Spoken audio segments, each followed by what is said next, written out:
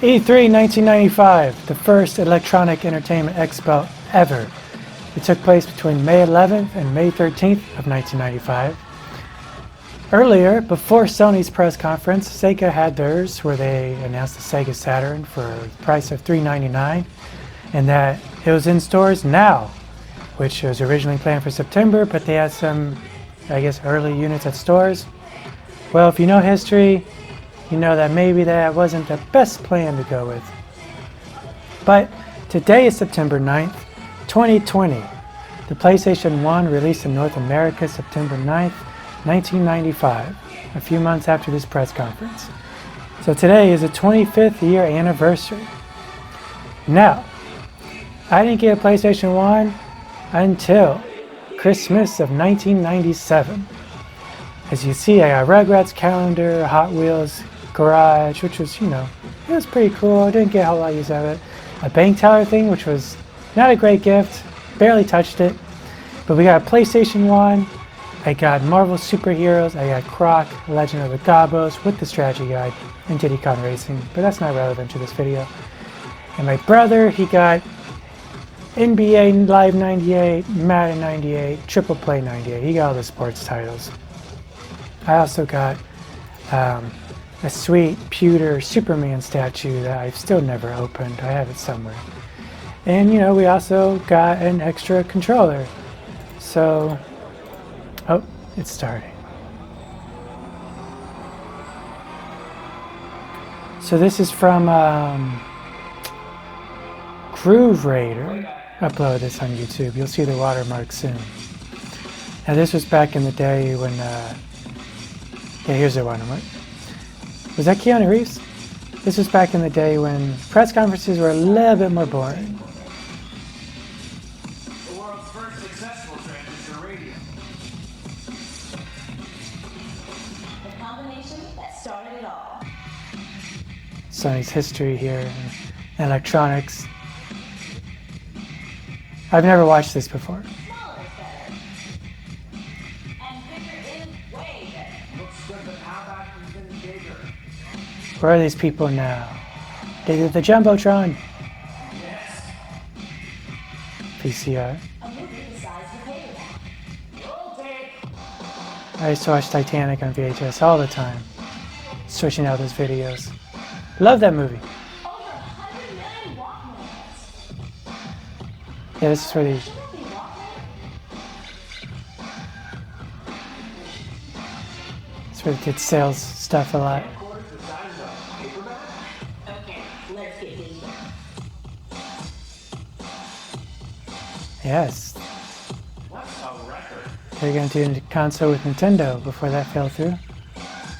Which led to the PlayStation. Probably for the best for a gaming history. What's a cassette? Now this dish redefines the word menu. TriStar. Look at all the satellites. Yeah, it's close. Digital delivery systems for every media. What's next? The content itself. Because content is unique. Saw Will Smith. Was that from Bad Boys? I don't know what year Bad Boys came out. Mariah Carey. Seinfeld. Another lady from The Wedding.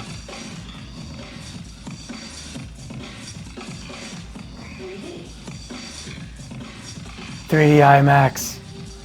Oh man, I wonder what 3D IMAX was like in the 90s.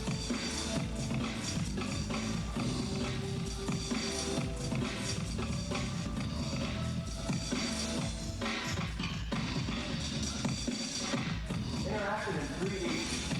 Big deals that don't have to be big. Be big. So, the total entertainment company is now into the game. I love that logo. Do they have the boot up sound yet?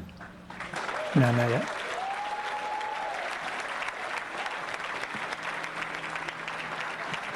Hopefully we can hear them okay.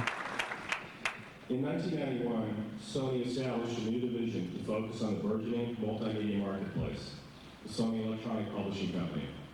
Sony Corporation of America CEO Michael Schulhoff appointed Olaf Olafsson as president of this new operation. As president, Olaf directs worldwide operations for Sony businesses that include Sony Computer Entertainment of America, Sony Computer Entertainment of Europe, Sony ImageSoft, and Sony Psygnosis. He also oversees sales and marketing operations for Sony's CD-ROM manufacturing business. At the same time, Olaf finds time to write. To date, he's written 3 novels, a collection of short stories, and a play. His latest novel, Absolution, has been published by Random House. Forbes calls the Iceland-born Olafsson, quote, a top-notch Nordic novelist who may become that true rarity, an Icelandic Nobel Prize winner. I know what he's talking about. And the story doesn't end there. Olaf is also a physicist from Brandeis University. In total, his background reflects a synthesis of talents and knowledge required. You know, the PlayStation 1 is still supposed to be one of the best devices to play CDs for audio quality. Olaf Olafsson.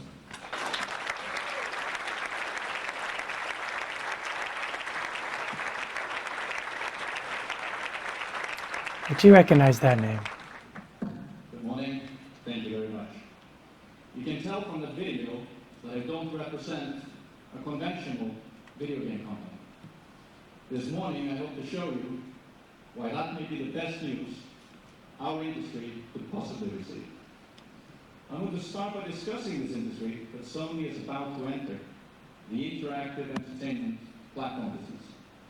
But first let me note that I'm pleased I'm not welcoming all of you to Philadelphia.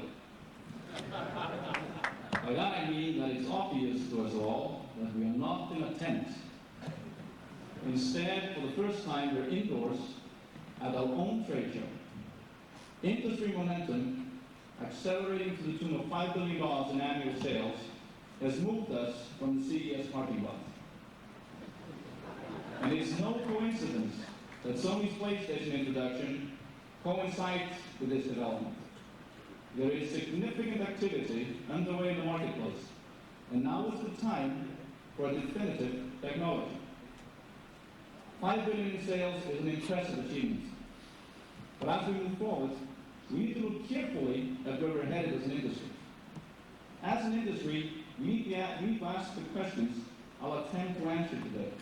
How can we expand our audience and, in turn, our business? How can we move beyond the current bit in a hypercycle at 16-bit and reach our 6, 7, 8, or even $10 billion potential? The answer, simply enough, begins with technology. We all know our business is cyclical. Advances in technology come and go about every 5 years, 4-bit, 8-bit, 16-bit, and each new technology has promoted growth. SNES, Genesis. Software sales. Now, however, we're in a position to grow much, much faster. In the 16-bit past, technology certainly got us closer to achieving our creative goals, but not nearly close enough. And this Good is zoom. evidenced by the pending collapse of the 16-bit platforms, which we're all witnessing much faster than anyone anticipated. Let's look at 16-bit technology for a second. Two-dimensional animated sprites have made it nearly impossible for the creative community to move beyond riddle-based puzzle-type games. Look at sports games, games where the consumer craved realism. The software community certainly did its best to deliver, but it was still extremely restricted. In the movies, it would be the equivalent of directing a film where the hero could only move from side to side, and the special effects consisted of a scrolling background. Imagine a rich film like The Shawshank Redemption. How compelling would it be if Tim Robbins or Morgan Freeman could only speak for 20 minutes without reducing the frame rate or without losing colors and motion? And the computer platform doesn't offer the answer either. Computers are not designed for easy access to entertainment. They've gotten so much better, For though. entertainment software, consumers expect plug and play. They want to plug in the hardware, insert the software, and begin to play immediately. Tom Kalinske and I agree on this 100%. This urge for instant access to entertainment applies to all content medium and always has. To books, to compact discs, to video cassettes. If you buy a book and want to read it immediately, there's no problem. If you buy a CD and want to listen to the artist instantly, it's simple. If you rent a film and want to view it within minutes, you only have to push a button on your VCR. But if you want to enjoy your new PC CD-ROM game, you might have to spend an afternoon, a rainy Sunday afternoon, on an 800 number, finding out how to... This is different with xCloud in play. It's an extremely frustrating experience for the average consumer. The consumer wants a dedicated game-playing platform, not a multifunction one.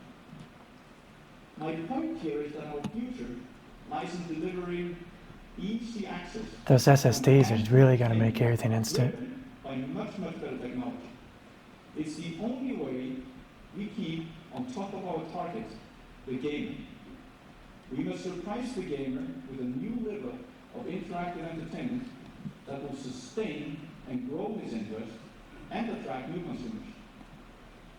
If it's true that entertainment consumers are demanding, then our gamers are demanding to the nth power. Our key consumer is the digital kid who expects technology to be different every day. He can't remember anything before MTV and the PC.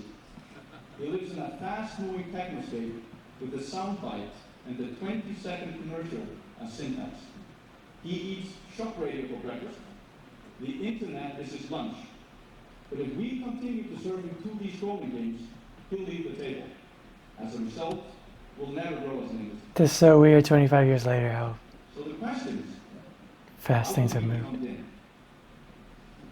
We become thinner by finally delivering on that much-used phrase, next generation. And that's just what we at Sony have in mind. I was 6 years old when Next this generation presentation happened. technology has to provide immersive entertainment, the immersive, involving technology of the Sony PlayStation.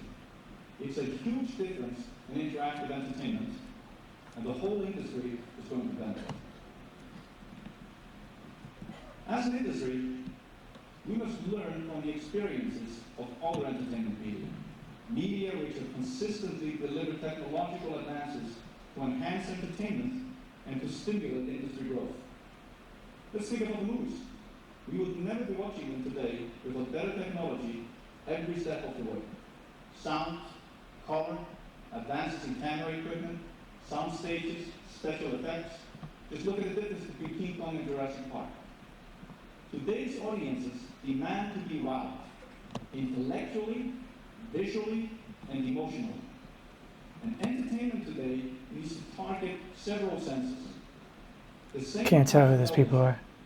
Advancing technology has always been critical to its popularity. The move to color, Kind of look like Steven Seagal and Wesley Snipes. visual radio with the advent of MTV, VCRs added on so that TV could better deliver the movie experience in the home. TV stayed on top of the public appetite through improved technology. It's a medium that kept its audience by diversifying. So why am I talking about history? I'm doing that because the video game industry is, at its heart, in the entertainment business.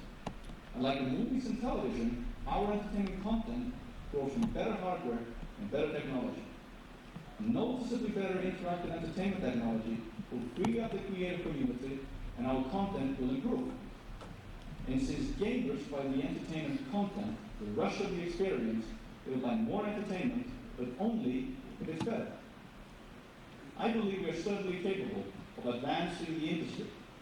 This $5 billion business, Absolutely. which many of you in this room have created in a remarkably short period of time. It's unimaginable what the game industry would be like if Sony never entered the market. Also picked the box office. And today we have the attention and the dollars of entertainment's biggest consumers, the gamers. These consumers are more inclined to buy interactive entertainment than anyone ever before.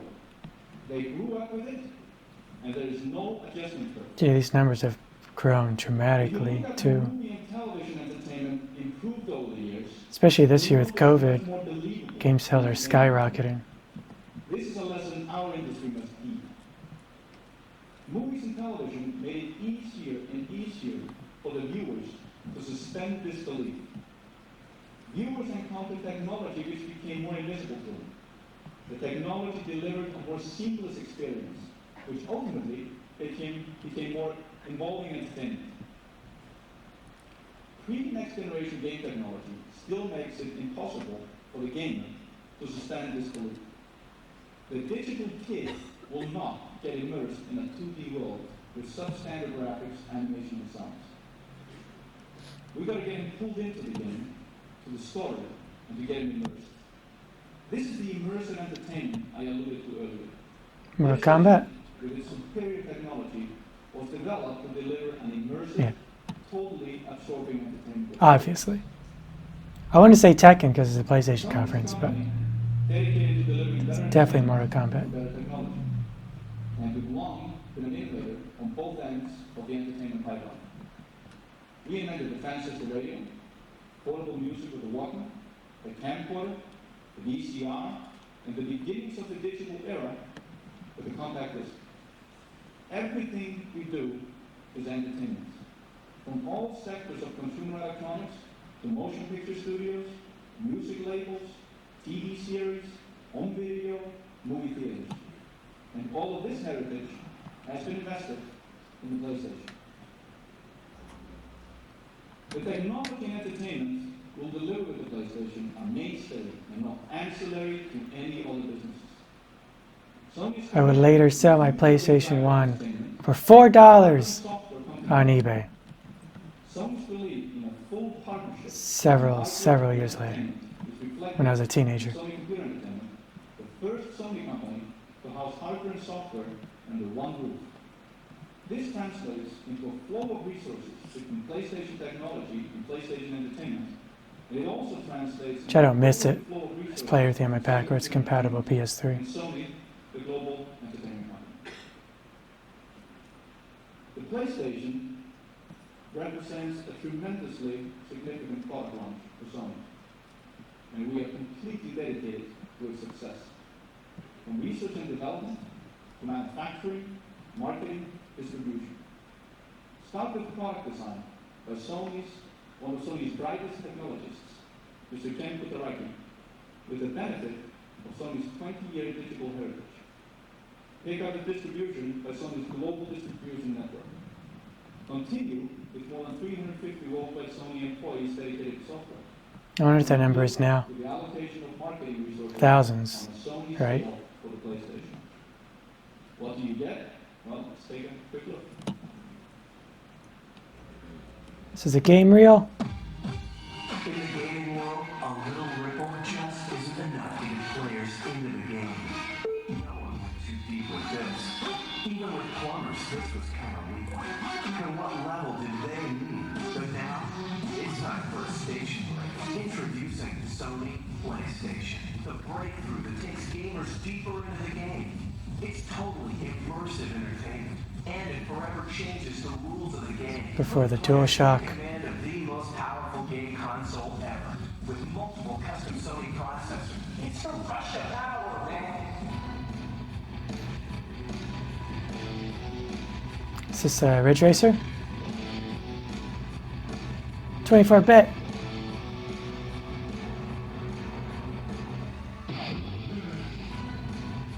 JPEG video for full 30 frames.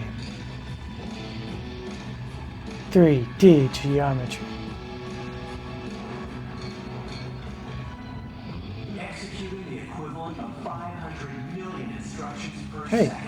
It has the power of a 3D graphics workstation, but it's just for fun.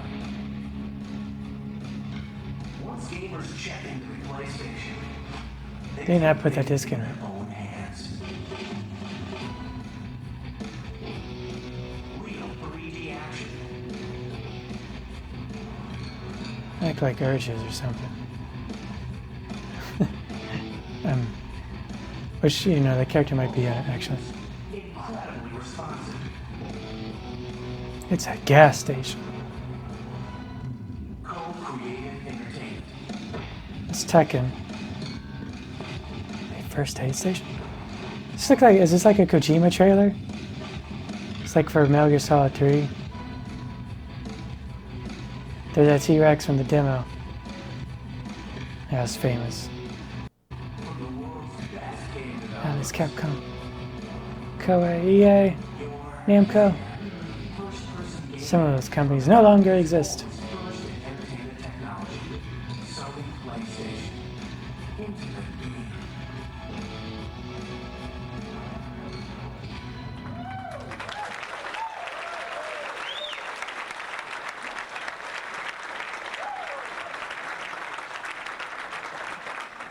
Thank you.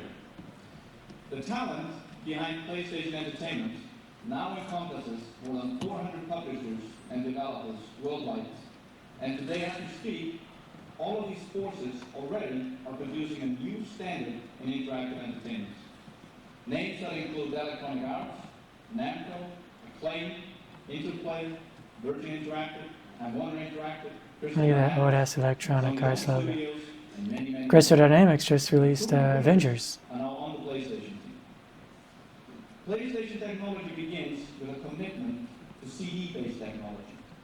A commitment that means television video quality and CD audio quality, which the ROM-based cartridges cannot touch. A commitment that also means short production cycles and investment in the best games, not the biggest inventory. Huge inventory costs and the risks associated with ROM-based cartridges are about to become a thing of the past. PlayStation technology continues with a powerful engine delivering Sony's digital experience. Multiple processors carry the power of 500 million instructions per second, the same power found in high-end workstations. Broadcast quality sound and video at 30 frames per second. 3D animated graphics generated in real time, multiple camera angles, and hyper-realistic simulations. A system named for the power of a $50,000 workstation, harnessed for gameplay at a somewhat more affordable price.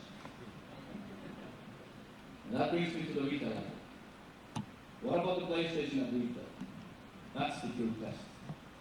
The technology and the entertainment delivered by the PlayStation will create tremendous excitement at retail.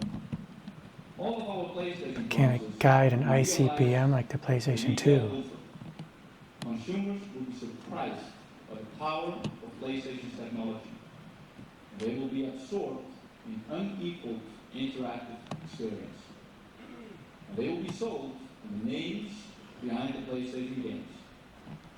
If events in Japan are any indication, consumers are going to vote with their dollars for the PlayStation as the next generation system.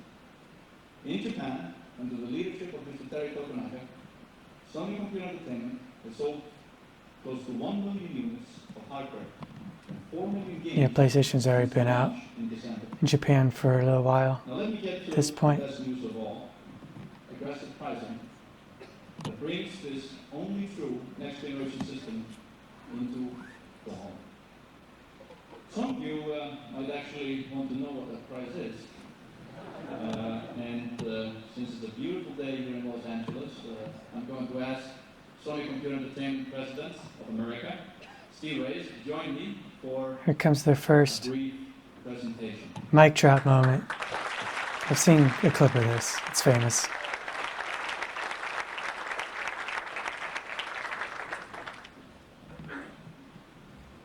$299.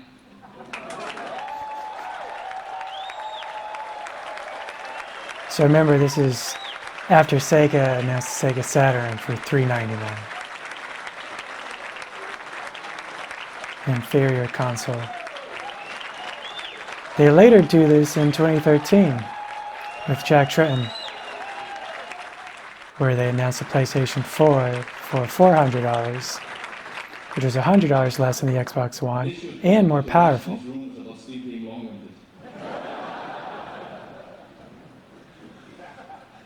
With this price, a $299 retail price. Quite the opposite experience of the E3 2006 $600 moment. Price point. This good news will be realized at PlayStation's launch, which, as Steve announced last night, will be Saturday, September 9th. Then the gamer 25 years ago. 20 PlayStation titles at over 12,000 retail outlets nationwide. I hope Not really. that I painted a compelling picture More like 10. of the future of our industry, that it will not only maintain its current market, but grow that market to the benefit of us all. The total entertainment pie is substantial, and as an industry, we are now in a position to enjoy a bigger slice than ever before. We at Sony believe that improved technology will light the path to a renaissance for this industry. And in partnership with the creative community and the retail community, we look forward to a bright future empowered by technology, but continuously renewed by creativity. I hope you'll enjoy this first truly dedicated interactive entertainment show. And before I leave the podium, I'm going to ask you to sit back for a few seconds and watch a short video. And I thank you for the time you took to listen.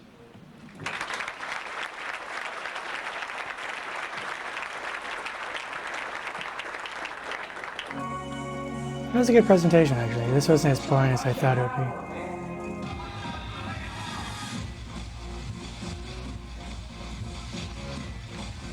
A lot shorter than presentations nowadays, at least traditional E3s.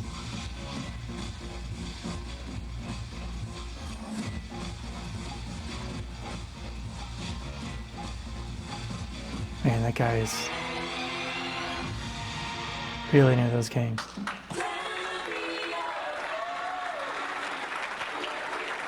There's that song again.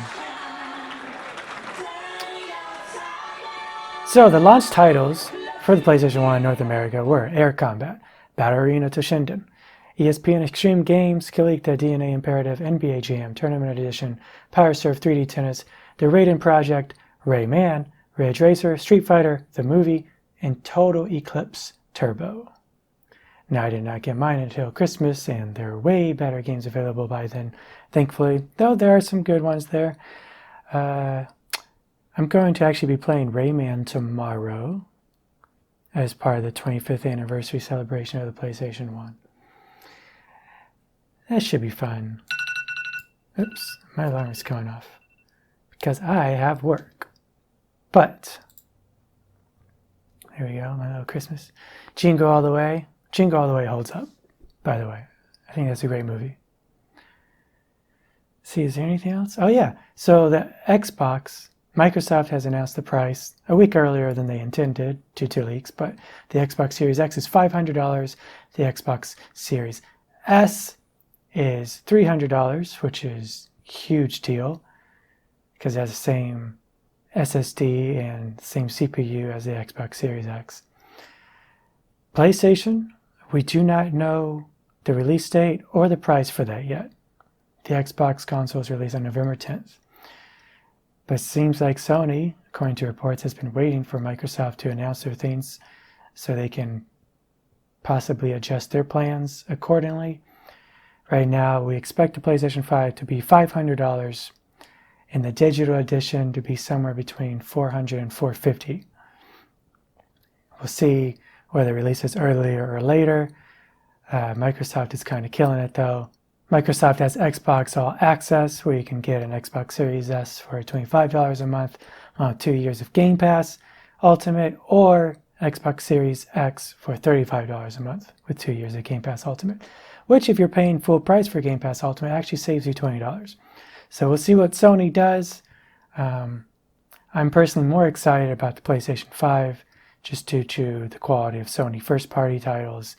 However, with Xbox, I'm going to have a ton of launch titles to play due to Game Pass. So, but I am looking forward to Spider-Man Miles Morales. It sounds like Demon's Souls remake will be coming out within the launch window. And other titles, especially third-party titles. So, but that is the end for this. I plan on watching all the E3 press conferences for Sony leading up to the launch of the PlayStation 5. And starting soon, I will be celebrating the 20th anniversary of the PlayStation 2. But tomorrow I will be playing Rayman, which I've never played before, to celebrate its 25th anniversary. Thanks for watching.